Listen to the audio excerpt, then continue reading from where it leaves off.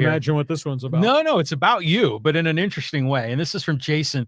And he says, hey, nice to see Saw wearing the San Diego Chargers Lightning Bolt. LA, no thanks. I concur. I still have a fair amount of the gear that I got as a voice of the Chargers. And I got this, my son got this for me a long time ago, and I wear it on occasion. This is a special occasion. So I'm wearing it because NFL draft means a lot to me. I built my whole career about the National Football League. So proud of, actually, John Quintera and I were commenting on this, so proud of what we did covering the NFL football and what we did on game day and what we did on draft day. We did 9 hours in those Draft Central broadcasts. So it was really special. So I saw it and I said, I'm going to wear that today. And I'm wearing it because I love the lightning bolt. I'm wearing it because I want Justin Herbert to go 17-0, but I want Dean Spanos to go 0-17. You've heard me say that before.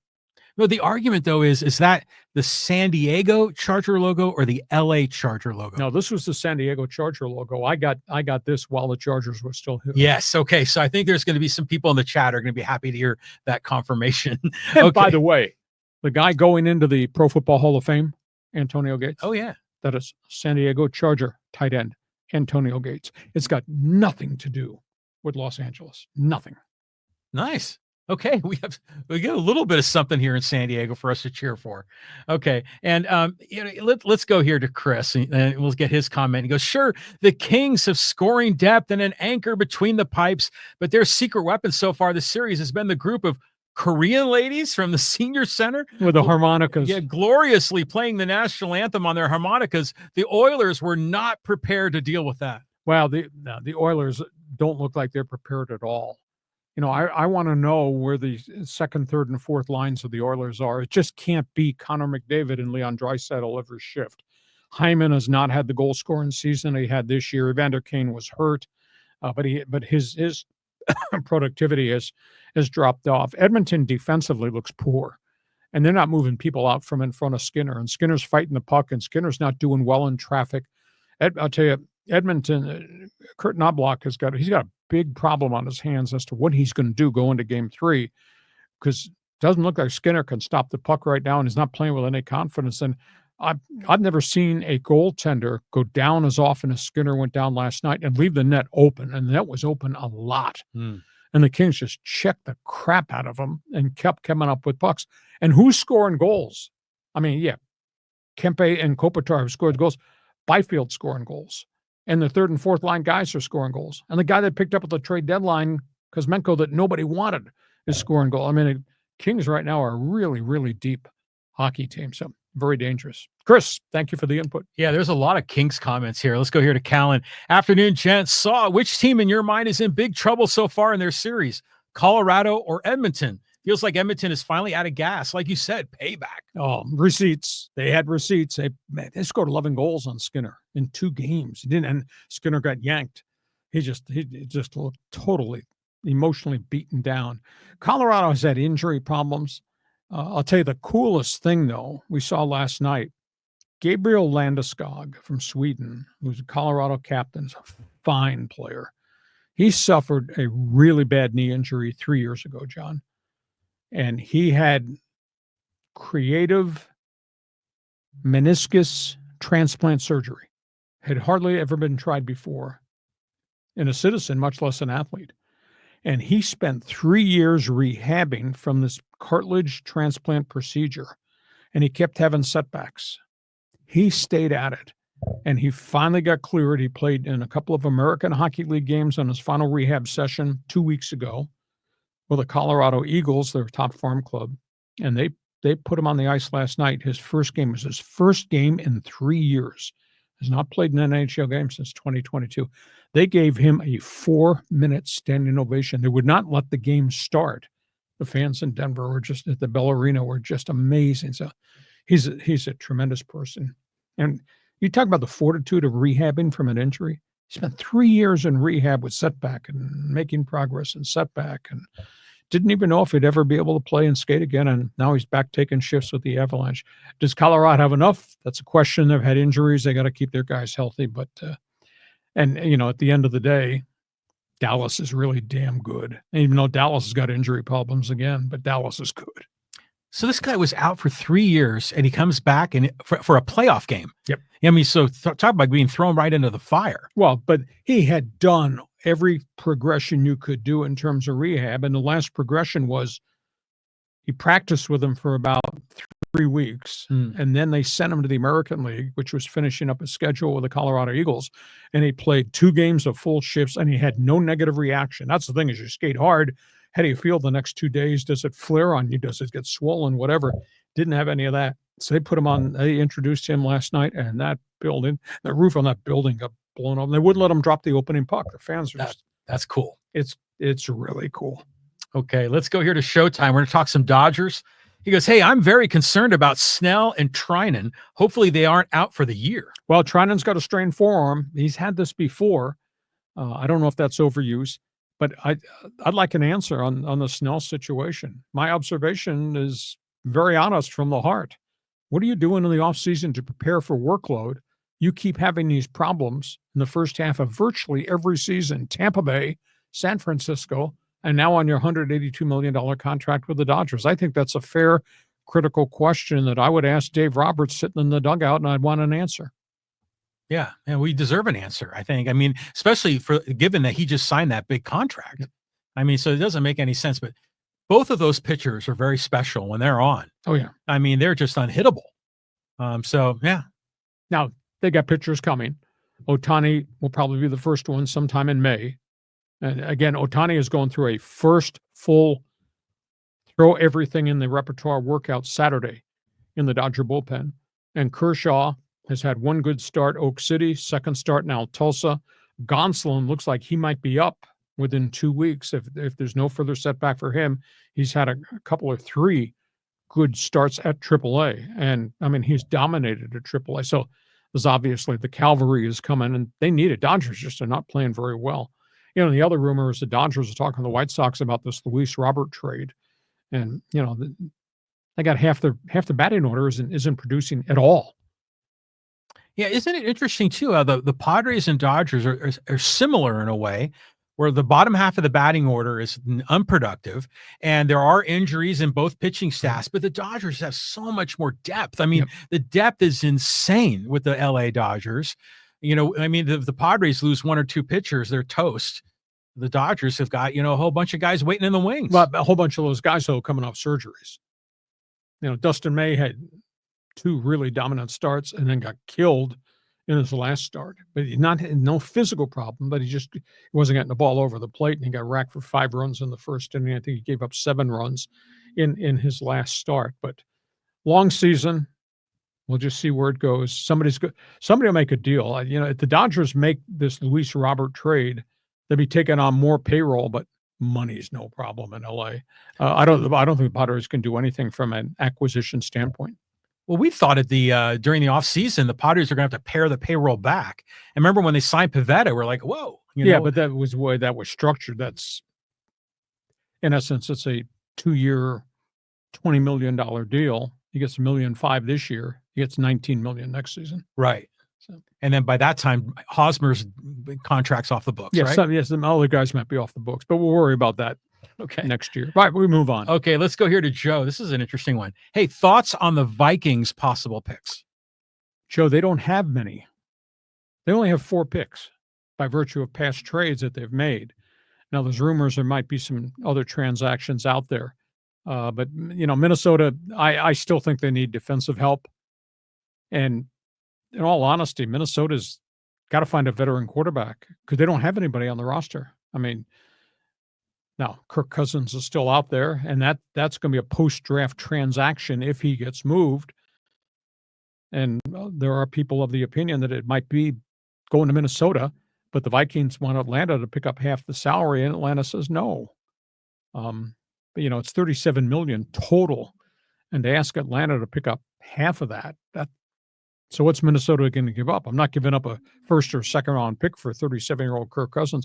Minnesota's got to get a veteran quarterback in there just to be an insurance policy, or maybe actually compete with J.J. McCarthy. But they had a good season last year, but now it's different because Darnold is gone, and we don't really know what you got in J.J. McCarthy. Although he's been cleared, he's there. They started their voluntary workouts. He's there.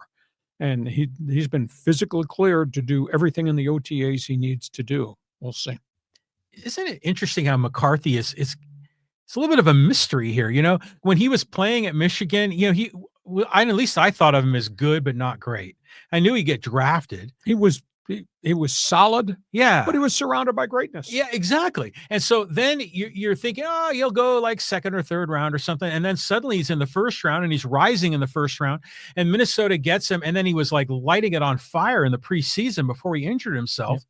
And I'm thinking, whoa, I really underestimated this guy. Well, it was a major meniscus tear. And then they had to have a second procedure, which delayed the full rehab process. But all of a sudden, we got to the end of the season, and Kevin O'Connell indicated in his end of season presser he's making progress. And then the pre-draft presser, the general manager said he's ready, cleared to go, everything OTAs. They're going to make a deal to get another quarterback in there, a backup rental or Kirk Cousins to compete. Yeah, it'd be weird having Cousins go back. I think I exactly say that.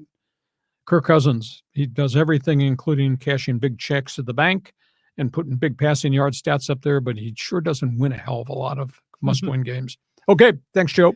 Okay, this is a quick three-parter. Go ahead. Okay, so this is with Joey. He has questions on the Jaguars, the Raiders, and the Rams. So real quick, will Jacksonville still steal Ashton Genty from the Raiders? That's the rumor as of about an hour before I was going on, that they had changed their mind. But see, they have they have the running back from Clemson, Travis Etienne.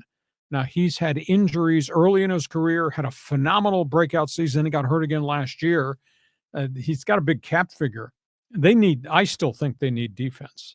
I would keep Etienne. I would draft Mason Graham. I mean, their defense gave up 390 yards a game last season.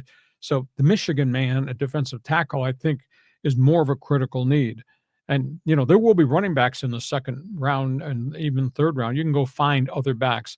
If they take them, then the Raiders are going to flip. The Raiders are going to take Mason Graham just because of what the story just came out today about them losing Christian Wilkins, the big defensive tackle, with another setback in his knee rehab. So, I mean, it's going to be win-win for either one. I think Vegas fans would go crazy if they lose Genty, if he winds up going to Jayville at 5 rather than getting picked by the Raiders at 6. Yeah, well, here's the follow-up on the Raider part of it from Joey. And he says, can the Raiders trade back and still pick up a really good offensive tackle? Yes, exactly. And there has been rumor there that they could trade back, but they have a critical need in the defensive front because they had so many injuries. They lost all 3 defensive ends. Then Christian Wilkins got hurt. So, I mean, they're wafer thin there. And obviously with Pete Carroll, new coaching staff. But yeah, Raiders could trade back and stockpile additional assets. You don't want to go too far back. But there's a whole good tier of offensive linemen there once you get beyond the kid from LSU, who we think is going to New England, unless New England trades back. And like I told John, it had been really quiet on the trade front till last night, and then stuff started to happen. And the guys I network with on emails and guys I talk to on the phone are saying, man, these rumors are flying all over the place that something's going to happen fairly early. And then if one domino starts to fall, Joey, a whole bunch of other dominoes start to fall. Okay, next one. Okay, and then finally from Joey, what kind of magic is a Rams general manager going to be able to pull off like he always does in those middle rounds? Well, they need help in a couple of different areas. I mean, if they stay at 26, they're probably going to get a chance at one of the really good DBs. The rumor is they don't have a number 2 because they had traded that to Carolina. The rumor is they would take both their thirds and try to get somebody's high number 2. And I was told that if they got the right position at number 2, they could either go get an offensive lineman, which they do need, or maybe they get the quarterback of the future. I hear that they love Milroe. He's not ready to be an NFL star right now, but the Alabama quarterback might be the guy. They also worked out Taylor Shuck, who's kind of a Ben Roethlisberger type out of Louisville, that if it's the right guy, maybe they do that in the second round, Joe. Yeah, interesting too, because Gary was commenting about this, about the quarterback of the future. He says the Rams need to draft a QB in the first or second round if a good one is available. When they make their selection, they need to plan for life after Stafford. Now, there's a feeling that Stafford's going to play this year and Stafford's going to play next year. He'd have to renegotiate the contract next year again, but they have a strong working relationship. So I think at the end of the day, there's 2 more years of quality Matthew Stafford football. We'll see. But Les Snead has had back-to-back really good drafts. And it's interesting. He and Sean McVay seem to have this philosophic idea that I want athletes who are wired right. And boy, what they got last year in the draft, those 2 defensive linemen, they were wired. Those are really good players, Verse and Fisk. Mm-hmm. So see if Snead works magic 3rd year in a row, because I think he's done a really good job last 2. Snead. We don't need no draft picks. He's the one that developed the T-shirt. He did I saw the that. press conference said F those draft picks. That's what it was. Yeah. Because that was at the parade after they had won the Super Bowl. This is a great one from Mike, and he's like, "Show me your lightning bolt." Love you, Saw. Well, thank you for joining us. It's great to have you along. There's a lot of people don't necessarily agree with everything. That's okay. We do sports talk the way it should be done, which means A, you're going to get a lot of hot topics on the table. B, you're going to get the chance to respond. Then it's up to you to decide whether you like me, like him, like our mascot, or whether you want to fight us on everything. It doesn't really matter, but that's what we do. And you people can really push us over the top. If you give us thumbs up, if you give us 5 stars, and you know how to work all that stuff on computers, on the podcast, that really helps us. And you tell all your friends who we are on Mondays and Thursdays at 1:30. Am I right or am I right? You're right, man. You're right on target. Hey, let's go here to John. He goes, "So it's the draft. We going to see Kevin Costner? Sorry, but the NFL isn't fan friendly, and it sure as hell doesn't love San Diego. It's the first round of Lord Stanley's Cup. Let's talk Kings Oilers, Canes Panthers, Dallas Colorado. Those are some epic matchups, and most of all, let's go Caps." Well, Caps are really good. There's no doubt about that. And what Logan Thompson did last night, he made 4 or 5 third period saves that kept Montreal off the books. So Washington leads that series 2-0. Montreal, one of my best friends is a Montreal fan. Montreal has got all kids. And my philosophy in life is, you got a young hockey team, they got to learn how to walk down that hallway the first time in the playoffs. And they're going to get blown out. They're going to get intimidated, and they're going to fall apart. That has not happened. What Martin St. Louis has done as head coach with a really young hockey team is really impressive. They almost beat the Caps twice in Washington. And now that sucker goes back to the Bell Center in Montreal. Oh, Canada. That place is going to be electric. So we'll see if this young Montreal team, which has not been bullied and not been intimidated and not been blown out, we'll see if going home makes a difference and if they climb back into the series. So, and hey, Draft Day. You like the movie Kevin Costner, Draft Day, General Manager, Cleveland Browns? That was one of your top picks. You didn't see it. I have not seen that one. John, you got to get out of the house once in a while.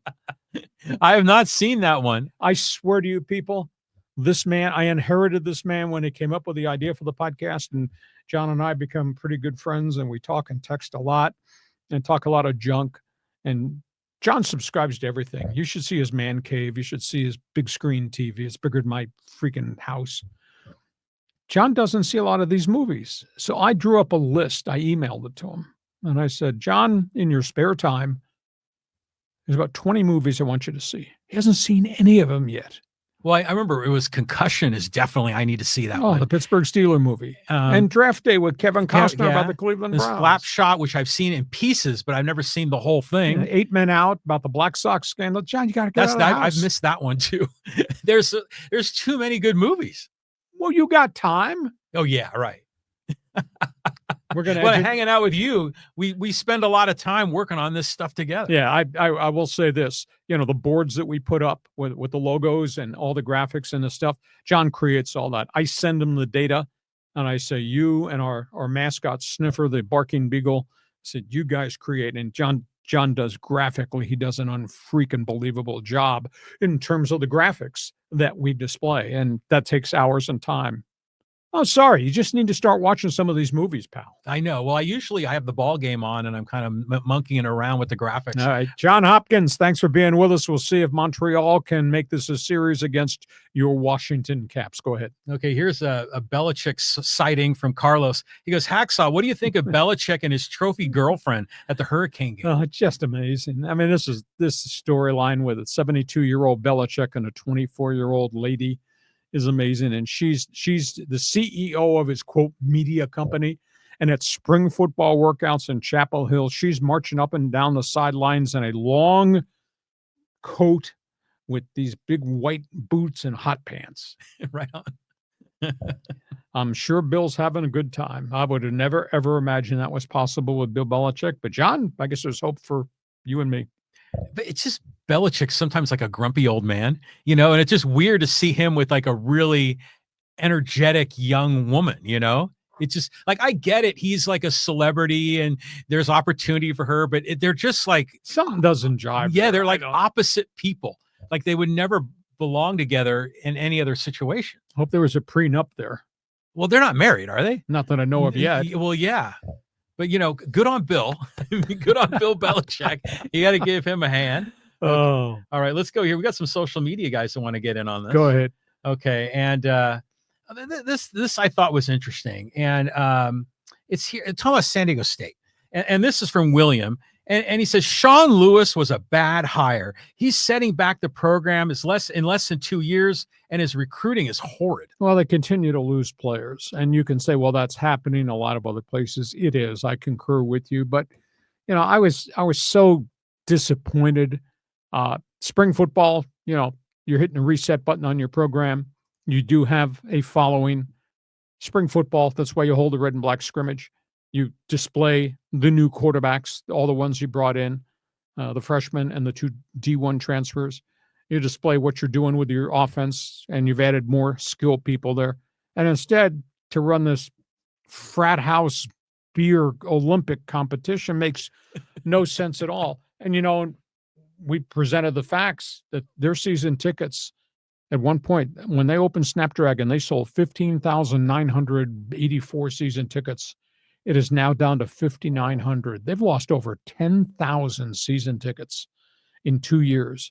I mean, this thing is just, it's been ignored by the community. I'm not ready to give up on Sean Lewis because I know what he did at Kent State, and that situation was just dreadful. And he really made them competitive, but I just don't understand this methodology at San Diego State, when you need to sell the new product and attract people to do this way, makes no sense to me at all.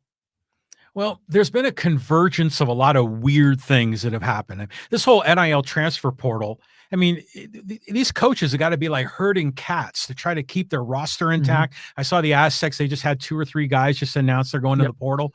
So that's got to be hard. And then it's coming on the heels of the whole COVID thing, and the team was playing it up in LA. But everybody's got that same set of problems. So it's not like this is just germane to Montezuma Mesa. But I still think, in my opinion, it's still a good hire, because we've had this history of coaches coming to San Diego, in the sunset of their career, and they retire. But this was a dude that had an innovative offense. The dude would coach with Coach Prime and had done something really great at Kent State. Yeah.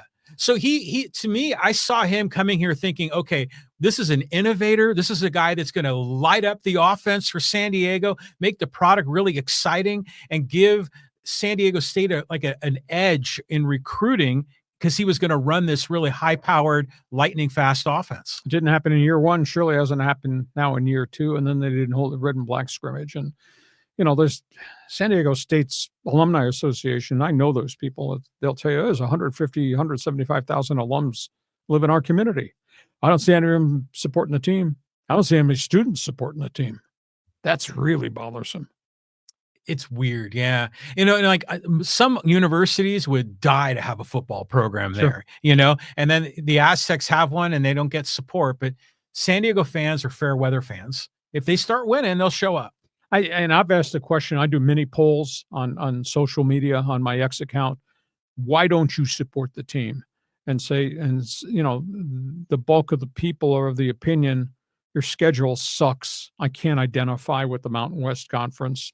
Okay. Although Boise State's in the conference, Fresno's had great quarterbacks. So, I mean, there have been good teams, et cetera. Air Force is Air Force. So I only buy that critique to a point that, but they say it's boring offense. Yeah. But they won. They won under Brady Hoke. They won under Rocky Long. And those are 2 fine people. And they had success, and they ran the damn ball and put guys in the NFL, and they played great defense. But community just never. Now, part of this part of this has to be at San Diego State, at their front doorstep. I told them when the Chargers left, I don't know if I've ever related this story to you. I told them the Chargers have gone. You have a unique opportunity. You go hire one or two of the Charger executives who are not going to LA.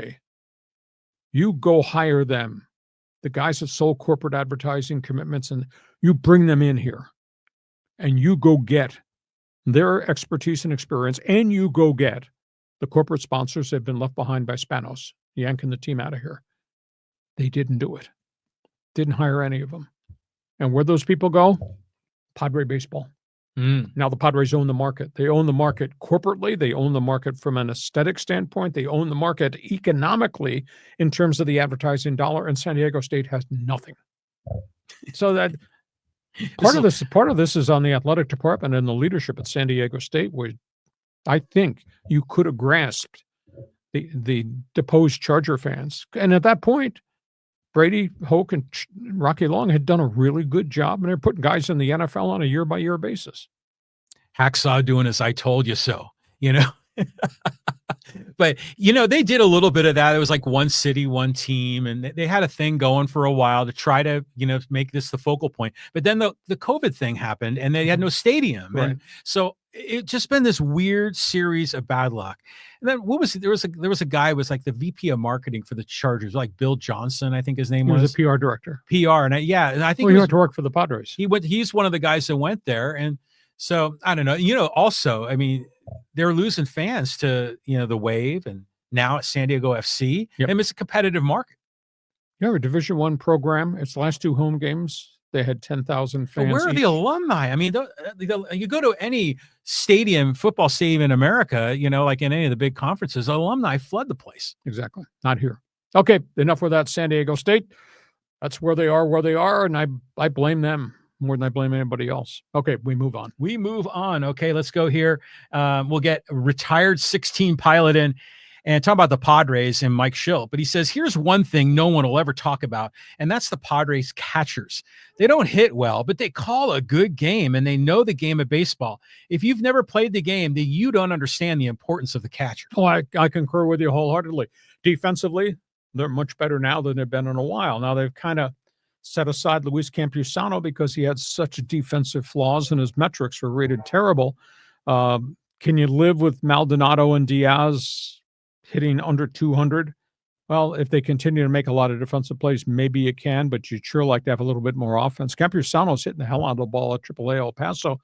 Somebody wrote me and said, hell, they ought to make him a first baseman. If he's going to hit, let him play first base rather than catch.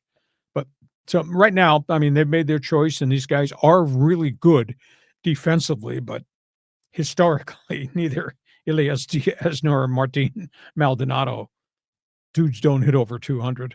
Well, Diaz made the All-Star game a few years ago. With the Rocks. And there were moments when Maldonado was a better hitter when he was with Houston, but that's going way back. But I remember in the off season, this was a big talking point. Are they just going to forego the 9th spot in the order, go defensive only? And everyone was raving about Maldonado and his baseball knowledge. I mean, he sounded like he could be another coach. Oh, he's slick. Yeah. He's a veteran guy. He definitely. So I agree. I think those catchers have made a big difference, but the future of Campusano right now, who knows? Up in the air. Okay, we move on. Okay, let's go here to, this is a good one from Surf City Bill. He says, Ashton Genty, the people's Heisman. Quite a player. NFL people tell me he is equal to what LaDainian Tomlinson was coming out of TCU. He's actually bigger than Tomlinson. They're both 5'8", but this guy's built like a cement block. And he's got every dimension that Tomlinson has. Has not caught as many balls out of the backfield at Boise, but you can work on that. He has caught some passes. He's a really fine football player. And the unique aspect, and John and I talked about this off the air, that kid was wooed for a year and a half to leave by Pac-12 schools and then Big 12 schools, and he turned down. Now, granted, he got a pay bump in the NIL package from Boise, but he stayed with the coaching staff. So the kid's got great credentials, and he's going to be a fine football player. And we'll just see. He's got to stay healthy more than anything else. Yeah, I'm rooting for him. I mean, it's nice to see a group of 5 kid, get an opportunity to be drafted this high And then hopefully he becomes very special, like LaDainian or like Marshall Faulk or someone like that. So yeah, I think it's going to be interesting to see if the Raiders take him in the draft. I mean, it's a lot of different ways it can go. We'll see what Jacksonville does tonight, because this whole thing, like I said, these rumors have just started swirling since last night and have increased today. And who's trading out? Something's going to happen. Maybe at 4, maybe at 5, maybe at 6. And then obviously something happens right in front of you. It's going to change your whole thought. But these general managers, they have it all scoped out. I am sure that the Raiders have viewed this as, okay, if we don't get Genty, what are we going to do? We're going to take a cornerback, and they need corners. Do we take a defensive tackle? They definitely need defensive tackles based on what just happened to Christian Wilkins. Do we go get a speed wide receiver? Is that too high to take a speed wide receiver at 6? So they all have alternative plans if something directly in front of them happens, where somebody with a surprise pick or somebody trades out and the guy that trades in takes the guy you wanted. They have all this laid out. They probably have it mapped out, like every possible scenario. Exactly. Even if you're picking in the top 5, there could be 12 possible scenarios depending on who traded in. And I bet you they have an answer for every one of them. But the theory was that this is such a deep athletic draft. This is a phenomenal draft, first round and second round, that maybe there won't be a lot of trades, only because you're getting good players where you are.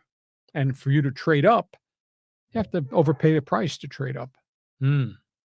But things changed. A lot of strange stuff happens on draft night. All right. That's only in a few hours. Okay, a couple more here. A couple more. Now, this is a cool one. This is a comment from your website. Okay, this is people that have read the One Man's Opinion or Best 15.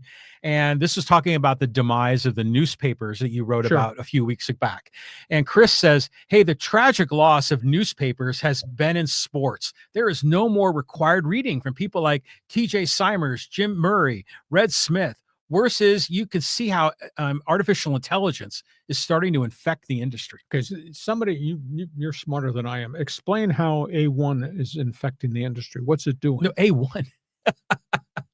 No, it's AI. Artificial. AI, okay. You're like, who made that blunder is the McMahon woman, who's the Department of Education secretary. AI, artificial intelligence, infecting sports journalism. And is that true? You think people are using? How? You explain it to me. Well, they could use like something like Chat GPT to write an article, or certainly a journalist can just take notes and then throw it over the fence to AI and say, write for me a 2,000 word article. Okay. Well, the creative aspect of us covering a team would be lost if AI overtakes everything. One of the fears you have now with the newspaper business, John, is there's hardly anybody working in these sports departments. I don't know how many people work at the Union Tribune, but it can't be very many.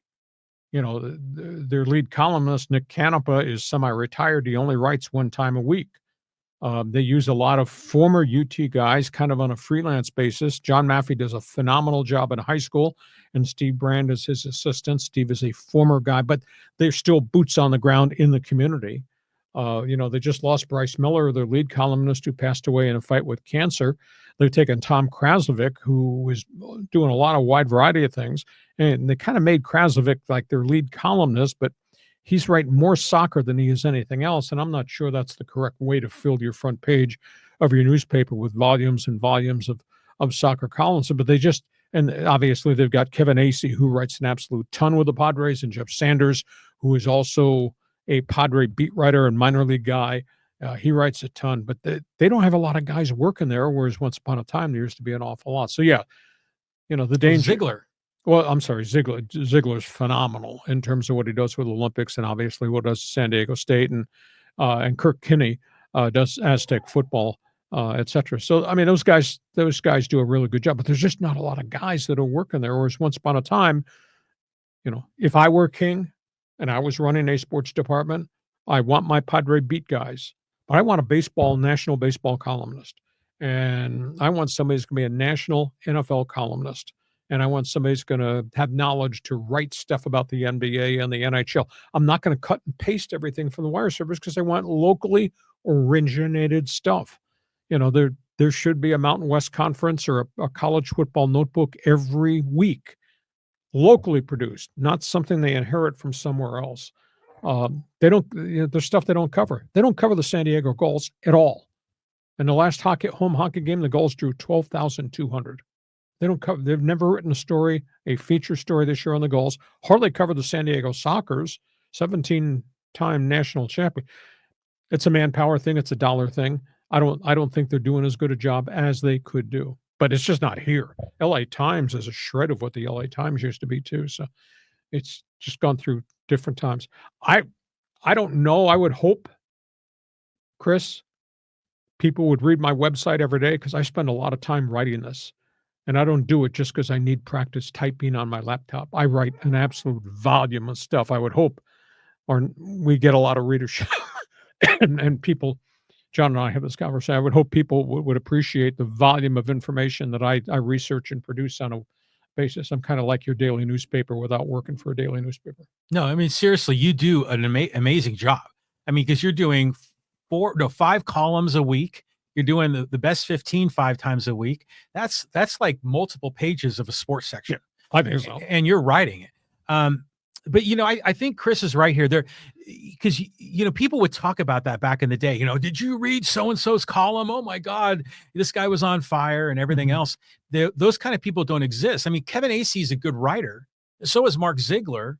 They're like beat writers. They don't really do a column, though. They don't really have a one man's opinion like you do.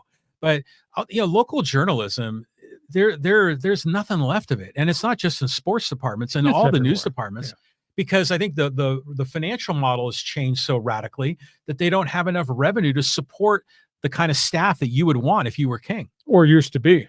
Right. Exactly. At one point, John, I've been here since 1987. We had the San Diego Union. We had the Evening Tribune. We had the Oceanside Blade Citizen, I guess it was called. You had the Escondido Times Advocate. There was a paper out. Was it El Cajon? Probably. Yeah, there's one in El Cajon, I thought. And then there were assorted weeklies. And then there was the Orange County Register, the LA Times, Herald Examiner, LA Daily News, Torrance Daily Breeze. These are all daily papers, and they're virtually all gone by the boards. Well, what's crazy is that there's so many different things there in flux at the same time. At one level, we've seen this dearth of local journalism, right? Whether it's sports or news. Now a lot of it's just social media, people in neighborhoods and people talking amongst themselves. But this whole consolidation of print media is just like what you went through in the radio. Yeah. I mean, because you see local talent being replaced by a syndicated ESPN feed. Which isn't going to talk about the hot topic on the table in our community today. Exactly. Yeah. So it's changed. Economics have changed. Social media has probably forced the change. But end of the day, Chris, I hope you like my website. I hope you'll read it every day. It's there. It's not going to go on forever. Or I wake up one morning and don't want to do it anymore. Then John will be doing it. Yeah, we'll see about that. Okay. Hey, a couple more comments. We can slip them in. Here's a Padre one from PJ Savage. Talking about Mike Shilton. He says, hey, thank you, St. Louis. Yeah, it was really intriguing. And he's never really openly spoken about how this thing got off track. But he had 3 straight winning seasons in St. Louis, and then he was gone. It was just a real shocker. He's a smart guy. He's an intelligent guy. I've talked to him a couple times since he got here. I found him uniquely intellectual. Maybe that's the phrase I should use.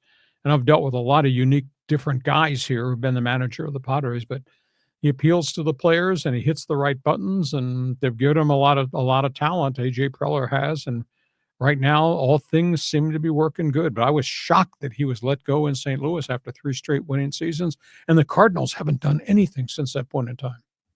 Yeah, apparently it was like some misalignment, philosophical differences with him the and front. John Mozeliak. Yes. Yeah, but Schilt is kind of he's a little bit of an odd duck. He doesn't strike me as a traditional kind of baseball manager, because he wasn't really much of a player, was he? That doesn't mean anything. If he came up through the organization, it was a really well-run organization for decades upon decades, aka the Cardinal way. So you don't have to be a 320 hitter to be a great manager in terms of being a baseball intellect, and I think he is. We just have some breaking news here on the live chat, and I'm going to get this. This is important. Let me turn this one off here. And this is from our good friend David, who just donated $100. Oh, wow. And says, hey, let's give away some tickets to the Padre game to these deserving fans. Well, that's very generous of you. Well, because David talked to us about this in the off season, that he wanted to donate tickets that we could give away to listeners of your podcast. Well, we'll do that as part of the insiders group, and I'll let you work with him to come up with a creative way to do this. Well, I think David wants to give them away right now, and we haven't really cooked up the scheme or the random method of being able to deliver it. But I'll tell you what, let's agree to put that in the next one man's opinion and best 15.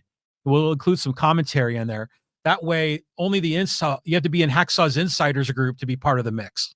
And then there we'll be able to figure out how we're going to give those tickets away. And David, thank you very much. David, you communicate with him. It's very generous of you to do that on behalf of everybody on our podcast. Okay. Yeah. Let's do a couple more here. A couple more. You just can't let it go. Here we go. Let's, this is another one from your website. This is from Garrett. This will be our last social media for the day. And he says, hey, Denver Broncos interested in Chargers free agent running back J.K. Dobbins, led the Bolts in rushing. Hacksaw, why haven't the Chargers re-signed this guy? He was their bread and butter last year. He's got to be better than all the other running backs except Najee. Najee Harris is good, different running back. J.K. Dobbins, injury history, big issue. He had 3 injuries last year. He had 2 catastrophic injuries in Baltimore. Made a lot of money last year on a 1-year deal, but they don't want to pay another guy $5 million. That's what they're paying Najee Harris, and Harris has much more durability. I think JK will get signed by somebody. Maybe he comes back here. Just depends what happens in the draft. Denver's looking for a running back, but Denver's also looking in the draft for a younger running back who's much more affordable. So just these things take time. And once you got an injury history, he's had 2 really bad injuries. That kind of trails you as you go. That's why Baltimore didn't bring him back, while the Chargers have not re-signed him yet. What happened to Gus Edwards? Released. Injury history. He hasn't been picked up anywhere? No, older guy, and he'll have to sign a veteran's minimum contract. He'll probably get signed by somebody. But, once you get beyond the draft and everybody sees what their roster is and what their needs are and how much cap space they have, and then guys will start signing 1-year contracts for $1.5 million. Right. All right. Yeah. You buy into the theory of, like, if you're a running back and you're over 30, you're toast? If you have an injury history, yeah. Yeah. Prime example is Ezekiel Elliott. He's got a lot of miles on those tires. Now he doesn't have a job. And he was 28 or 29. The Cowboys, they had injuries. That's enough. Went to Buffalo. Didn't really work out. Came back. Hardly got any snaps at all at Dallas. Not been re-signed. And it's like, and there's so many other young running backs, young stud skill running backs come at a lower price. And the cap plays into this too. Well, I think that's right around the time when LaDainian Tomlinson went to play for the Jets. Yeah, for that year or two. Yeah, when he was around 30. And so I'd love to see an old guy be successful, but that's going to be too darn hard. I'm sorry, I am. Hey, listen, we hope you have enjoyed this Draft Day podcast. This has really been cool.